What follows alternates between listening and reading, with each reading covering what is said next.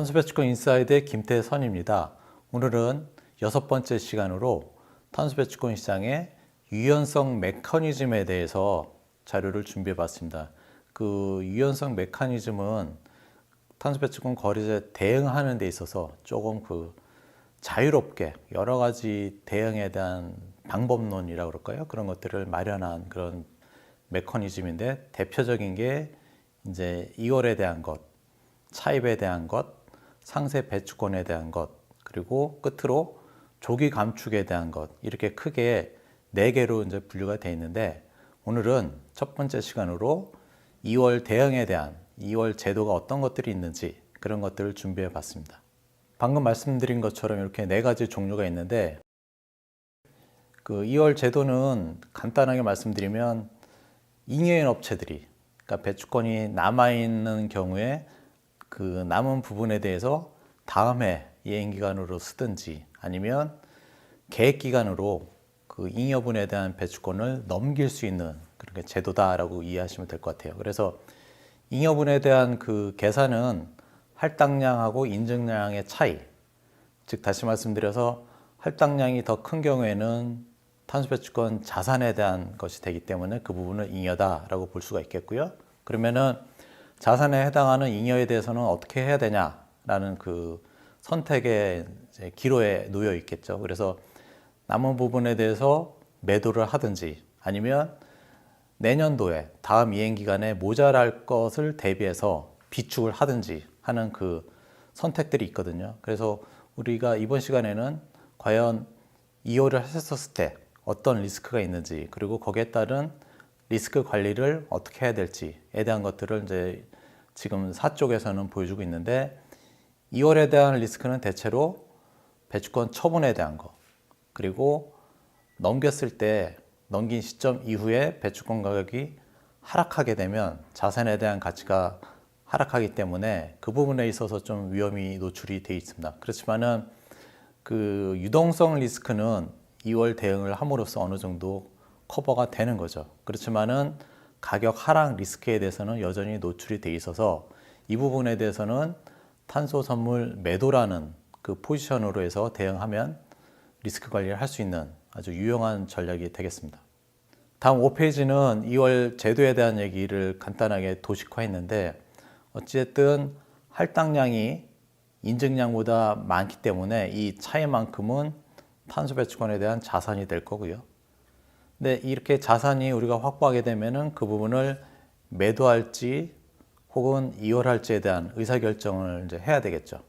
그때 가장 중요한 거는 이 남아있는 부분에 대해서는 어느 정도 저희가 계산이 되는데, 적정한 탄소 배출권 가격이 과연 얼마냐라는 이 P스타에 대한 것들은 많이 고민을 해야 되겠죠. 그래서 그 시장 가격이 P스타보다 높을 때는 향후에 가격이 떨어질 걸 예상해서 매도로 대응해야 되는 것이 되겠고요. 반대로 시장 가격이 P스타보다 낮을 때는 향후에 배출권 가격이 오를 것이다 라고 이제 예상이 되는 그런 상황이기 때문에 남아있는 배출권에 대해서는 넘기는, 내년도 활용하기 위해서 비축하는 그런 대응 전략이 유효하죠. 그래서 이 자산 사이드에 대해서는 이렇게 2가지 대응이 있다라는 거 기억 잘 해두시길 바라고요. 다음 페이지는 그 3차 계획 기간에 2월 제한 제도가 어떻게 되어 있는지, 2월 제도에 대한 얘기들을 정리해 봤습니다. 그래서 우리가 3차 계획 기간이다 라고 하면은 21년도부터 25년도까지 이렇게 되어 있고요. 그리고 매년도 21년도는 첫 번째 1차 이행 기간, 22년도는 두 번째 2차 이행 기간, 이렇게 순서가 쭉 되어 있습니다. 그래서 그 계획 기간이다 라고 하면 그 밑에 3차 계획 기간 같은 경우에는 5개년도의 이행 기간으로 이렇게 되어 있습니다. 이 이행 기간마다 2월에 대한 그 제도는 좀 상이하죠. 그래서 1차 이행하고 2차 이행 같은 경우에는 순 매도량의 2배만큼만 이월을 할 수가 있는 거고요. 그리고 3차 이행하고 4차 이행 기간에는 순 매도량만 이렇게 이월을 할 수가 있습니다. 그리고 맨 마지막에 5차 이행 기간은 21년도부터 25년도 전체 순매도량의 평균을 계산해서 26년도로 배추권을 이어갈 수 있는 그러한 어떤 제도적인 것들이 마련이 되어 있습니다. 그래서 실질적으로 그 이어를 많이 하기 위해서는 이 매도량이 상당히 많아야 되겠죠. 그래서 이런 사례는 제가 다음 페이지에 자세하게 말씀드리도록 하겠습니다. 그리고 나머지 뭐 중개기관도 있고 개인 투자자들도 있고 이런 것들은 이제 포지션 리미테이션, 한도에 대한 것들이 이렇게 정의가 되어 있습니다. 다음 7페이지에는 우리가 실질적으로 업체들이 어떻게 2월 대응을 해야 되는지에 대한 내용을 간단하게 예제를 들어봤습니다. 올해 21년도 할당량이 50만 톤, 그리고 연말에 인증된 것이 만약에 40만 톤이다 라고 이렇게 계산하게 되면 50 빼기 40한 10만 톤이 잉여가 될 것이죠. 그죠? 그래서 이 10만 톤에 대한 자산에 대해서 우리가 어떻게 관리를 해야 될지에 대한 얘기가 되겠는데, 잉여분에 대해서 10만 톤을 확인한 뒤에 저희가 매도 빼기 매수한 게 이제 순매도인데, 만약에 매도만 2만 톤 했다라고 하게 되면 순매도는 2만 톤이 되는 것이죠. 그래서 10에서 2만 톤 빼면은 매도를 했기 때문에 나머지 잔여 잉여분은 8만 톤이 되는 것이죠. 그래서 이 8만 톤에 대해서 이거를 기준으로 한 다음에 우리가 순매도의 2만 톤의 2배에 해당하는 것이 4만 톤이기 때문에 이 8만 톤에서 4만 톤을 뺀 나머지 4만 톤은 다시 또 추가로 매도해야 되는 그런 상황이 있겠죠. 그래서 이 부분에 있어서는 결국은 순매도량이 적기 때문에 추가 매도해야 되는 것들이 이제 4만 톤으로 늘어난 상황이죠. 그래서 비율로 보면 순매도 20%, 그리고 이월량이 40%, 그리고 추가로 또 4만 톤을 또 매도를 해야 되니까 40% 해서 20, 40, 40. 그래서 10만 톤에 해당하는 것들을 100% 이제 이행을 할 수 있는 그런 전략이 되겠죠. 다음 페이지는 그 두 번째 어떤 대응 방법인데, 보시면은 앞 페이지하고 이제 동일하죠. 50만 톤, 40만 톤, 그리고 잉여분 10만 톤 있는데, 여기서 이제 저희가 그 앞 페이지보다는 조금 더 매도량을 더 늘렸습니다. 3.3만 톤 하고 10만 톤에서 3.3만 톤 뺀 잔여 잉여분이 6.7만 톤이 되는데, 우리가 22년도로 이월할 수 있는 양은 3.3만 톤의 2배에 해당하는 6.7만 톤이 되겠죠.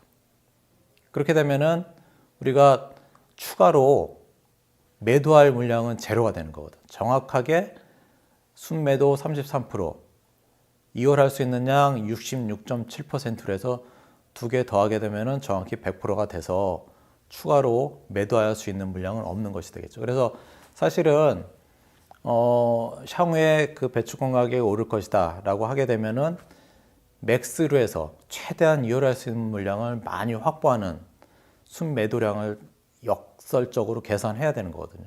그래서 이런 것 같은 경우는 이제 향후에 배추권 가격이 오를 것이다 라고 전망이 되게 되면 앞 페이지 40%보다도 더 많은 66.7%를 매도하는 그런 대응 전략이 되겠습니다. 다음 페이지는 저희가 그 잉여인 상태에서 뭐 선물 매도에 대한 대응을 했었을 때 손익은 어떻게 되는지에 대한 얘기를 간략하게 리스크 관리 차원에서 정리를 해봤는데, 뭐 21년 6월 30날 저희가 이제 한 톤당 단위로 이제 계산을 해봤습니다. 근데 6월 30날 37,000원이었는데 다음에 6월 30날 되니까 36,000원이 됐죠. 그래서 매입을 했는데 가격이 떨어지는 바람에 1,000원, 톤당 1,000원의 손실이 발생한 거죠. 반대로 선물 매도를 취하면은 37,000원에 내가 매도를 취했고, 근데 6월 30날, 22년 6월 30날 36,000원이 되면 비쌀 때 팔았으니까 플러스 1,000원이 되죠. 그래서 둘이 상계시키면 저의 손익은 제로가 되는 것이죠.